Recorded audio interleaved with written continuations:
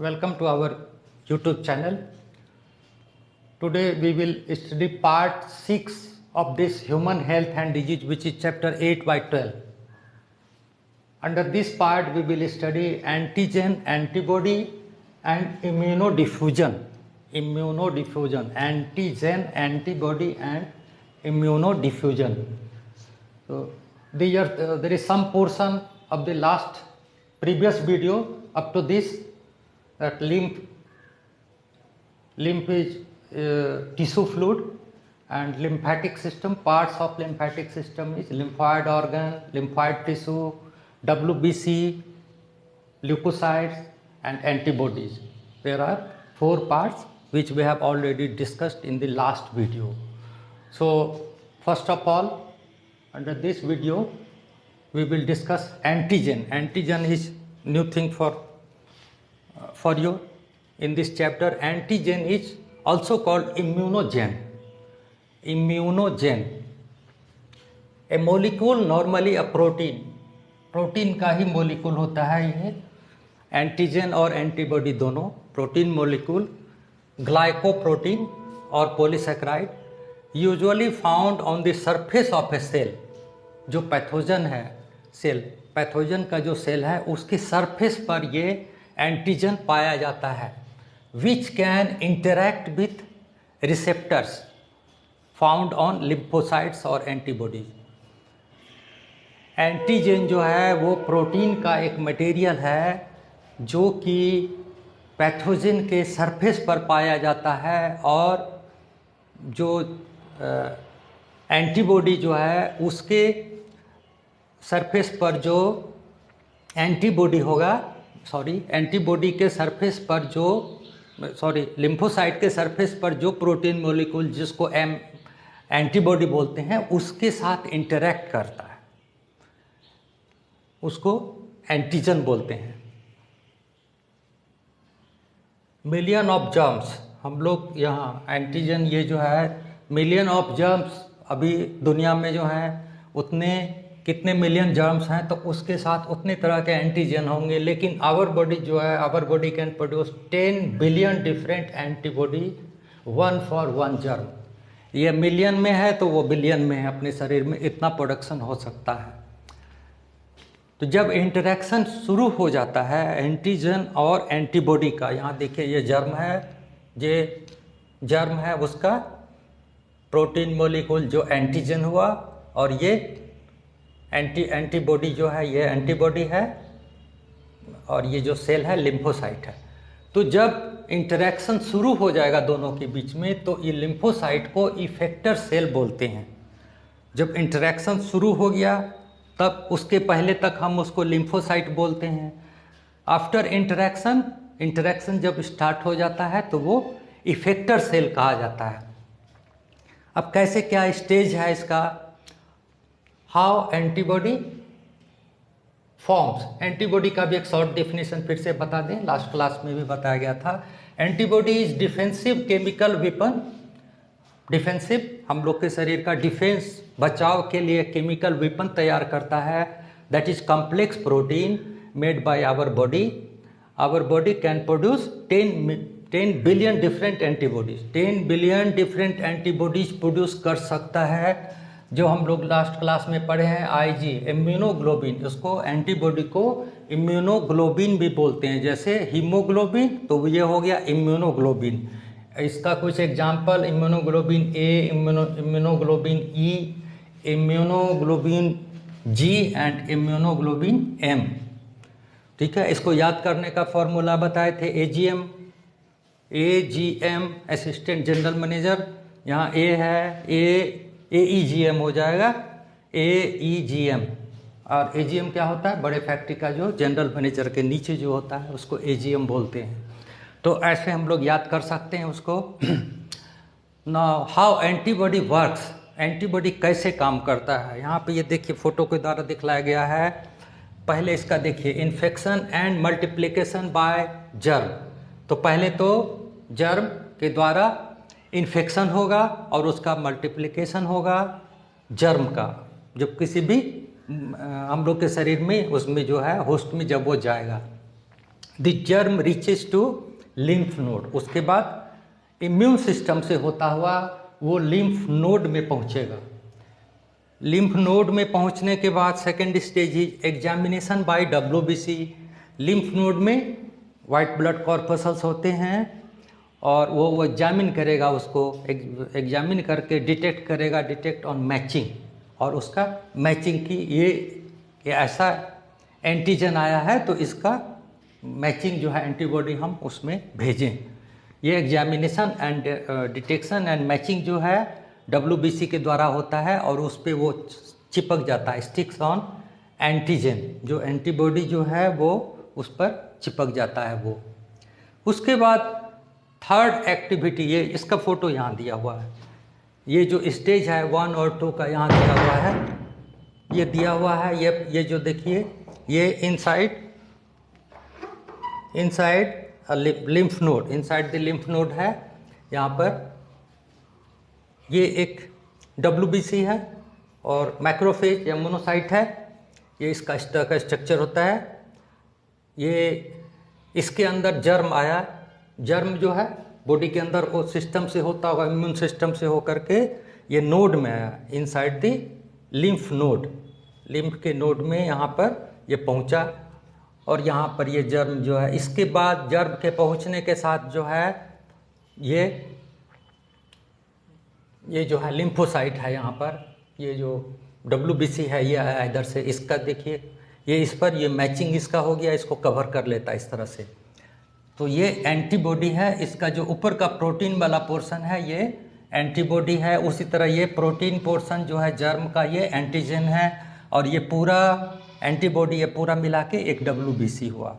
ये भी WBC है, ये मैक्रोफेज टाइप का तरह का, उसका नाम जो बहुत बड़ा होता है मैसिव, उसको मैक्रोफेज बोलते हैं।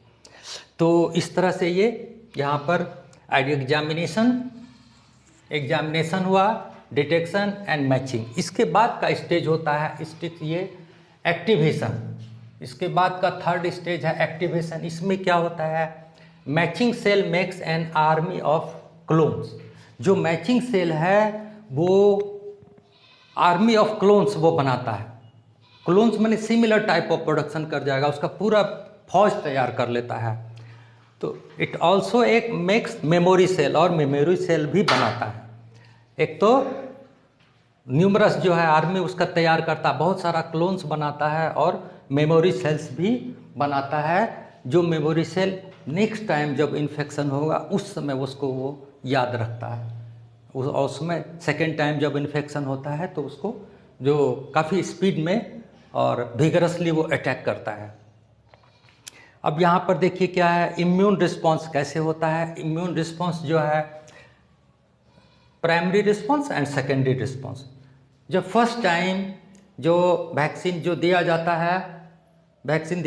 है जो फर्स्ट टाइम, तो वो जस्ट समझ जैसे दही का जोरन होता है उसी तरह से हो गया।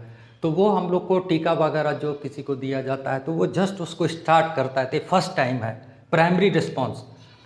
उसमें थोड़ा सा एंटीबॉडी तैयार हुआ और मेमोरी सेल तैयार होता है। सेकेंड टाइम क्या होता है, जो सेकेंडरी रिस्पॉन्स जो हाई इंटेंसिटी, जब एक्चुअल इन्फेक्शन उसका जो होता है काफ़ी हाई इंटेंसिटी से ये अपना बॉडी हम लोग का रेसिस्ट करता है और एंटीबॉडीज उतने सारे प्रोड्यूस करते हैं। ये प्रोडक्शन जो है बी लिम्फोसाइट जो 5 तरह के बताए गए थे, उसमें से बी लिम्फोसाइट जो है वो प्रोडक्शन करता है इसका।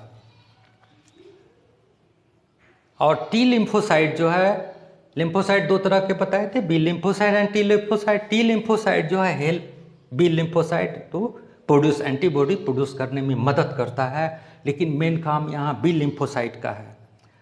All antibodies are found in blood not in lymph node. ये जो एंटीबॉडीज जो है और ये लिम्फोसाइट जो है वो ब्लड में होता है, इसलिए ये इसको ह्यूमरल इम्यून रिस्पॉन्स बोलते हैं।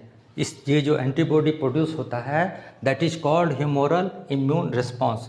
और जितने ये जो IgA, IgE, IgM है ये सभी ब्लड में प्रेजेंट हैं और बी लिम्फोसाइट के द्वारा होता है। उसके बाद है auto immune disease. Auto immune disease क्या है, इसमें रिमेटॉइड अर्थराइटिस, अपने शरीर में मनुष्य में यह पाया गया है कि the body attacks self cells, अपने ही सेल को वो अटैक करता है, और वहाँ पर जो आर्थराइटिस माने गठिया, रूमेटॉइड आर्थराइटिस में बोन डिफॉर्म कर जाता है पूरा जो है, तो उसको रूमेटॉइड आर्थराइटिस कहते हैं। इसका अभी तक कोई कारण सही पता नहीं लग पाया है कि ऐसा क्यों होता है, लेकिन इसका नाम उसी तरह से दे दिया गया, ऑटो इम्यून डिजीज।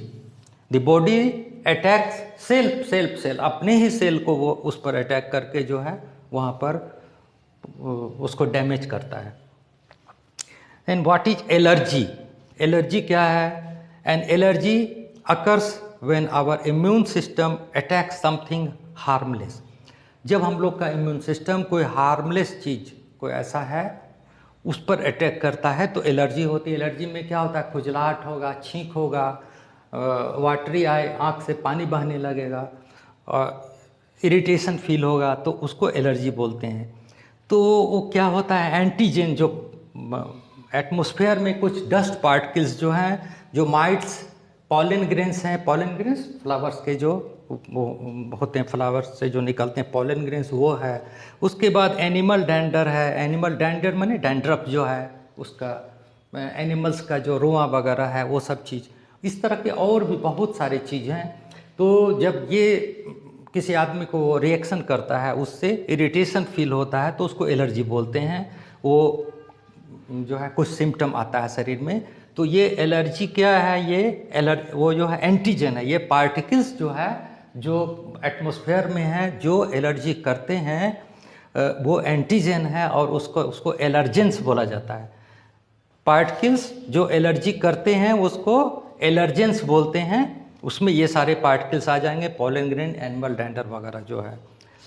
तो उसके बाद हम लोग का शरीर क्या करता है? IgE, ये 4 तरह के बताए गए थे। तो IgE जो है इम्यूनोग्लोबिन ई प्रोड्यूस करता है एलर्जी में, और IgA बताए थे कोलोस्ट्रम में होता है, मदर्स मिल्क में, ठीक है। इसमें ये IgE produce by our body. तो उसमें क्या होता है? जो सिक्रीशन जो निकलता है दैट इज कॉल्ड हिस्टामिन या सेरोटोनिन। एक और है, पिछले क्लास में बताया गया था, हिस्टामिन, सेरोटोनिन है। ये जो है छींक वगैरह होता है, खुजली होता है और कुछ होता है, उसको रोकने के लिए क्या क्या ड्रग दिया जाता है? एड्रीनेलिन, हिस्टामिन का सिंपल है, एंटी हिस्टामिन दवाई हो जाएगा, और एड्रीनेलिन भी होता है, और स्टेरॉइड भी होता है। ये 3 मेडिसिन है जो उसमें एलर्जी को रोकने के लिए दिया जाता है। बहुत ज़्यादा खुजली हो, बहुत ज़्यादा छींक हो रहा हो, आँख से पानी बह रहा हो, नाक से पानी बह रहा हो, तो ये तीनों में से दवाई जो है कोई दे सकते हैं हम लोग, वो एलर्जी को रोकने के लिए है। ये हो गया। यहाँ पर देखिए ये फैगोसाइट क्या है? फैगोसाइट यहाँ पर ये मैक्रोफेज, मैक्रोफेज यहाँ पे वर्ड आया था। मैक्रोफेज और मोनोसाइट दोनों सेम चीज़ यहाँ लिख दिया गया, लेकिन ये डिफरेंस है। मोनोसाइट जो है मैक्रोफेज प्रोड्यूस करता है। A large phagocytic WBC derive from monocyte, monocyte से डेराइव होता है, एंड एडॉप्ट डिफरेंट शेप्स, काफ़ी बड़ा होता है और डिफरेंट शेप वो एक्वायर कर लेता है, and large number at sites of infection, जहाँ इन्फेक्शन है उस जगह लार्ज नंबर में वहाँ पहुँचता है। It removes foreign cells and cell debris by phagocytosis. तो मैक्रोफेज जो है ये जो भी है cell debris and foreign cells जो है, जो जर्म्स हैं, फॉरेन सेल मतलब हम लोग के शरीर के लिए जर्म है, उसको फैगोसाइटोसिस के द्वारा उसको समाप्त करता है। फैगोसाइटोसिस क्या हुआ? अमीबा में जो है जैसे फिंगर लाइक प्रोजेक्शंस हो गए इस तरह से, और उसको कंप्लीट जो है इनगल्फ कर लेता है और उसको घेर करके वो डिसॉल्व कर लेता है। That is called phagocyte. Phagocyte a cell that is capable of engulfing material by phagocytosis. Engulfing माने उसको अपने अंदर घेर करके बंद कर लेना, उसके बाद उसको डाइजेशन कर लेता है। तो इस तरह ये इसको फैगोसाइट, कोई भी सेल है उसको फैगोसाइट बोला जाएगा। तो ये मैक्रोफेज जो है ये फैगोसिटिक है, ये जो स्ट्रक्चर है आपका इसमें। उसके बाद एक है immuno diffusion. What is immuno diffusion? ये प्रिसिपिटेशन, ये जब एंटीजन एंड एंटीबॉडी दोनों का कोलिजन हुआ, दोनों एक दूसरे से, उसके बाद दोनों प्रोटीन है तो रिएक्शन के बाद एक प्रेसिपिटेशन बनेगा और इसको जो है, इस प्रोसेस को इम्यूनो डिफ्यूजन बोलते हैं। Precipitation after interaction of antigen and antibody, ये दोनों के जो कोलिजन से, फ्यूजन से जो रिएक्शन होता है, केमिकल रिएक्शन, उसके बाद से प्रेसिपिटेट बनेगा, that is called immuno diffusion, और इस तरह से ये न्यूट्रलाइज हो जाता है। इसमें एक स्ट्रक्चर यहाँ दिया हुआ है, ये डिफरेंट तरह का होता है। ये यहाँ पर एन एंटीबॉडी मोलिक्यूल, जैसा कि हमने बताया अभी 10 बिलियन डिफरेंट एंटीबॉडीज प्रोड्यूस करता है शरीर, कर सकता है अपना शरीर 10 बिलियन फॉर वन फॉर्म। इसमें से कुछ का यहाँ नाम दिया गया है जिसको इम्यूनोग्लोबिन बोलते हैं, इसलिए शॉर्ट में आईजी लिखा गया है। एक इम्यूनोग्लोबिन का यहाँ पे स्ट्रक्चर दिया गया है एंटीबॉडी का। ये देखिए इसमें कैसे होता है, ये 4 इसमें जो है heavy chains, peptide chains, 4 peptide chains होते हैं। एक ये छोटा है, एक ये बड़ा है सेकेंड, एक इधर थर्ड है और एक फोर्थ जो छोटा है। तो 2 बड़े हैं, 2 हैवी चेन्स, एंड 2 स्मॉल हैं तो 2 लाइट चेन्स। तो टोटल 4 पेप्टाइड चेन्स होंगे एक एंटीबॉडी में। एक एंटीबॉडी में 4 पेप्टाइड चेन्स होंगे, 2 लॉन्ग और 2 शॉर्ट। ये स्ट्रक्चर है उसका। इसको लिखा जाता है H2NL2। ये हैवी के लिए H2 और L2 जो है लाइट, छोटा के लिए, हल्का के लिए जो है ये लिखा गया H2। इसका फॉर्मूला लिखा जाएगा H2NL2। ये है स्ट्रक्चर, देखिए कैसे बना हुआ है। ये यहाँ पर ये जगह जो है, ये अच्छा, ये यहाँ पर जो है देखिए, ये जो है ये जगह बना हुआ है, इसके बीच में, इसमें एंटीजन बाइंडिंग साइट, इसमें एंटीजन आकर के बाइंड करेगा। इसमें एंटीजन को हम दिखला दिए हैं, ये जर्म है, उसका जो प्रोटीन का पोर्शन है एंटीजन इसमें आकर के एडजस्ट किया हुआ है। ये इस तरह से एंटीबॉडी और एंटीजन का कोलिजन होता है। तो ये स्ट्रक्चर यहाँ पर है एंटीजन और इसका। अब यहाँ पर एक चीज़ रहेगी कि ये इस रिपोर्ट कैसे देखते हैं हम लोग, जो टीएलसी और डीएलसी। टीएलसी क्या हो गया, टोटल ल्यूकोसाइट काउंट। जब भी कोई बीमार होता है, कुछ होता है, तो सबसे पहले हम लोग क्या करते हैं, ब्लड टेस्ट। ब्लड टेस्ट में टीएलसी डीएलसी बोला जाता है। इस 100 से 50 रुपये का चेक होता है, टेस्ट होता है, टोटल ल्यूकोसाइट काउंट। और डीएलसी क्या हुआ, डिफरेंशियल ल्यूकोसाइट काउंट। तो टोटल में 10 के 10,000 के करीब आता है। और डीएलसी में सबका बाइफर्केशन होता है। ये अभी आप देख लाएंगे आपको कि ये रिपोर्ट, आप डॉक्टर्स का रिपोर्ट कैसे देखेंगे लेबोरेटरी का। तो इसमें देखिए 5 तरह का सेल बताया गया था वाइट ब्लड कॉर्पसल्स में। इसके पहले जो क्लास था उसमें, वीडियो में 5-6 था, लेकिन 2 तरह का एक हो गया आपका सबसे यहाँ पर दिया हुआ है न्यूट्रोफिल। न्यूट्रोफिल जो है 60 to 65% होता है।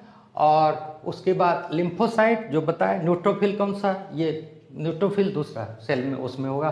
और ये लिम्फोसाइट जो होगा, जैसे यहाँ पे बताए हैं, B lymphocyte and T lymphocyte दोनों मिला करके ये 20 से 25% हुआ। तो दोनों जोड़ के ये 90% तक में आपको न्यूट्रोफिल एंड लिम्फोसाइट, ये ज़्यादा कॉमन है, यही पाया जाता है। इसको, इसका अलग, इसको पॉलीमॉर्फोज भी लिखा जाता है, पॉलीमॉर्फो न्यूक्लियर ल्यूकोसाइट, PMLB भी इसको शॉर्ट में लिखा जाता है। किसी किसी रिपोर्ट में आपको पॉलीमॉर्फ्स, न्यूट्रोफिल नहीं लिख के पॉलीमॉर्फ्स लिखा होगा और यहाँ लिम्फोसाइट होगा। उसके बाद 10% जो बच गया उसमें मोनोसाइट है। मोनोसाइट क्या है, यही ये जो मैक्रोफेज बनाता है वो है मोनोसाइट। ये 6 to 8% है। और इधर बाकी जो बच गया एस्नोफिल और बेसोफिल है। बेसोफिल सबसे लास्ट में समझ लीजिए, बेसोफिल सबसे बहुत कम परसेंट, 1% से भी कम होगा और उससे थोड़ा हुआ। ये सब मिला करके ये 10% इधर और यहाँ पे 90%। तो यहाँ पे देखिए एक रिपोर्ट है हमारे पास, इसको देख लिए कैसे आप डॉक्टर का रिपोर्ट देखेंगे। इसमें देखो आ रहा है, ये देखिए रिपोर्ट है यहाँ पर, अरे ठीक से दिख रहा है।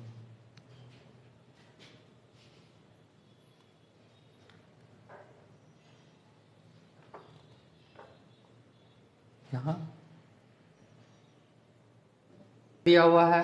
कोई भी डॉक्टर का आप टीसी डीएलसी टीएलसी और डीएलसी कोई भी रिपोर्ट लीजिएगा उसमें यही सब टेस्ट होगा। न्यूट्रोफिल लिखा होगा 62, यहाँ 65% यहाँ लिखा हुआ है 60 to 65। उसका लिम्फोसाइट है, लिम्फोसाइट जो है ये 31% है, ये 25 से 35 यहाँ पर लिखा हुआ कितना 20 से 25, और यहाँ पे रिपोर्ट में 31, ये 25 से 35। थोड़ा बहुत वेरिएशन सब अपना अपना रहता है क्लिनिक का। तो यहाँ पे ये आ गया लिम्फोसाइट। लिम्फोसाइट जो है ये टी उसमें दो होते हैं, बी लिम्फोसाइट और टी लिम्फोसाइट। उसके बाद मोनोसाइट है। मोनोसाइट जो ये बनाता है, ये माइक्रोफेज बनाता है। मोनोसाइट है यहाँ पर 1 to 8% इसमें दिया हुआ, लेकिन ये 6 to 8% और में मिलता है, और वो ज़्यादा ज़रूरी चीज़ है। और उसके बाद इस्नोफिल एंड बेसोफिल बहुत उसका परसेंट कम होता है। तो इस तरह से ये रिपोर्ट आप देख सकते हैं, उसको समझ सकते हैं कि क्या चीज़ है।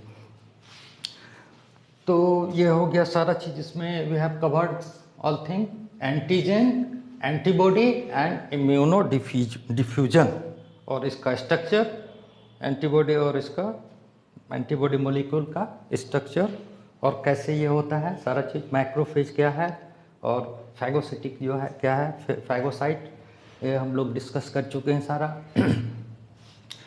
तो आप जो इतना आप लोग हमारा वीडियो जो देख रहे हैं उसके लिए बहुत बहुत धन्यवाद वीडियो देखने के लिए।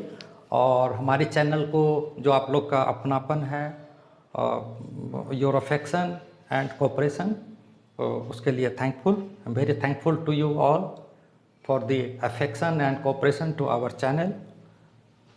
Wish you happy love.